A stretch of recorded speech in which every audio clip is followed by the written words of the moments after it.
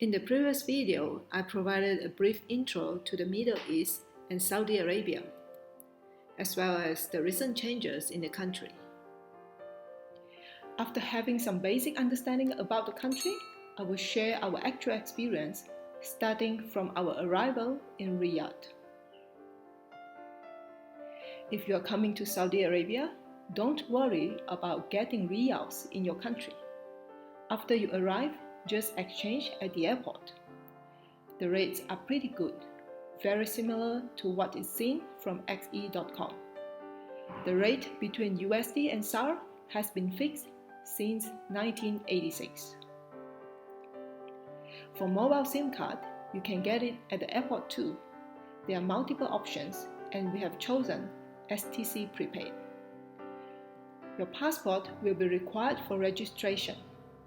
No receipt is given after the purchase if you don't request.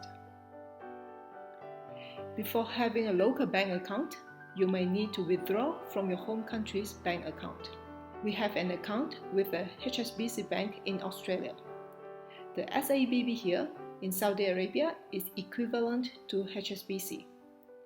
Therefore, we could withdraw money from the local SABB ATM without any transaction fee. Money transfers between HSBC and SABB are also free. This picture is showing a drive-through ATM. Many people have thought that Saudi Arabia is very hot all year round, which is not quite true. When we arrived in December, it was fairly cool. I used to think there is no rain in Saudi Arabia, and it was a mistake as well. Just a few days after we arrived, it rained. Nowadays, in April, we have started to experience a high temperature near to 40 degrees Celsius. Don't be surprised when you find that there is no public transport in Riyadh. Therefore, the traffic tends to be heavy. Without a car, the only way to get around is by taxi, Uber, or Careem. I have positive experience from my first few Uber rides, and I feel it is a good way to meet the friendly locals, even though not all of them speak good English. Metro is currently under construction.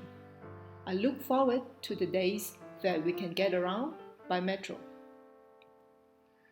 One thing you couldn't afford to ignore is the Islamic prayer times, because shops will close for 30 minutes during each prayer time.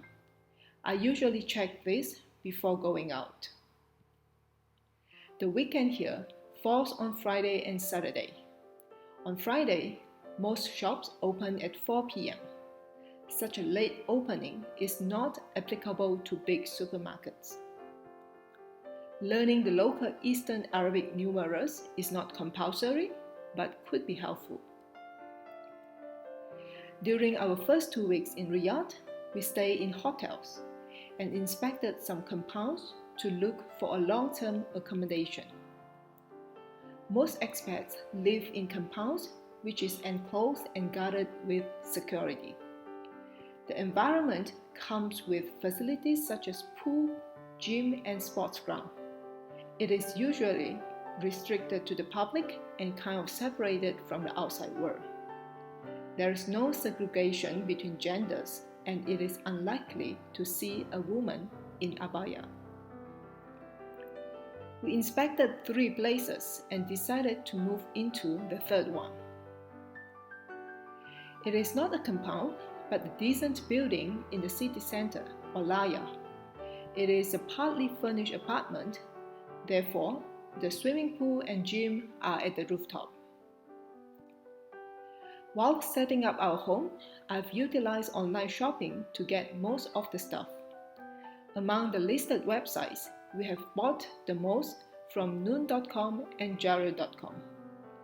When the purchased items are delivered, SMS and WhatsApp are used by the delivery man to get in touch with the buyer. In the past, I have never done any grocery shopping online. To save cost and effort, I started with Carrefour. I like it very much because delivery is free for a purchase above 50 riyals, and we could select the suitable delivery slot. The vegetables and fruits are extremely fresh too. For in-store shopping, we usually go to a nearby Tamimi market. It doesn't offer delivery even though you could order online. There are many other supermarkets, but we shop the most from the mentioned two.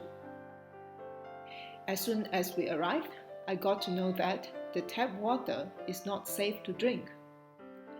Bottled water is an option, but it is not quite environmental friendly, so we opt for 5-gallon drinking water, where the container will be reused. The price is reasonable, just that it is heavy to carry. If you couldn't get it, Nana and Gazebo apps could be used to order online. Even though it took us a while, the entire process was not extremely difficult or complicated. In the next video, I will share more about our discoveries after settling down. If you don't want to miss it, make sure you subscribe to the channel and hit the bell.